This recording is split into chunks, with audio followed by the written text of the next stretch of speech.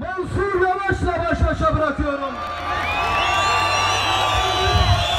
Li Tirkiye hilbijardinên borî da pirê namzedan bi projeyên xwe derdiketin qada û behsa projeyên xwe dikirin.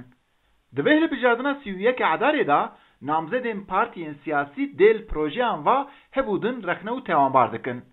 Bay Kemal, sen terörün kaynağının Bi taybetî li Enqerê hikûmet û namzedên AKP Mehmet Özhasekî tevahî rexnên xwe ser namzedên CHP Mansur Yavaş û yê Partiya Saadetê Mesut Doğan vetînin. Namzedê CHP Mansur Yavaş jî di her mîtingên xwe da behsa nêrînên hikûmetê dike û da dixwîne ku desthilatî ketiye pey hin konevaniyan û dixwaze ku ew î tewanbar nîşan bidin. Artık Ankara'da değişimin Êdî li Enqerê dema goherîne hatiye. Ekîba min ku ji we re xizmetê bike, waye li vir e.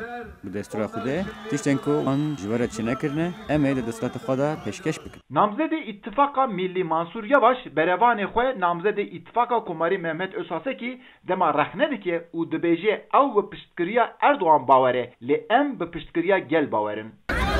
Partiya desthilatdar dibin hîn rebazên tarî dixwaze ku tiştên sergirtî bike. Ew metodên ergonek hûne û FETÖ'ye bikartînin û bi dek û dolaban mijûlin.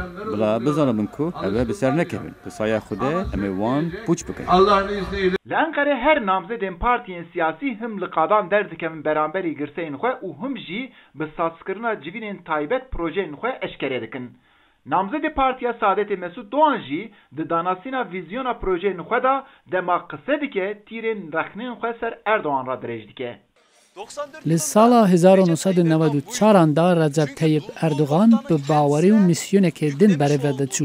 Lê ana bûye kesekê din ji bo girtina dengekê pêwîst niya ku mirov xwe dixe vê helê û ji bo dengekê her tiştî bike. Ji bo hilbijardina 31 Edarê êdî dem Kurd bûn û roj têne hesibandin. Her partiyên siyasî û namzedên partiyan jî di berikê wan da çi heye di mîtîngan da pêşkêşî girsenên xwe dikin. Baweriya her partiye ew e ku dê namzedê wan qezenc bike. Eyüp Demir, Deng Amerika, Enqere.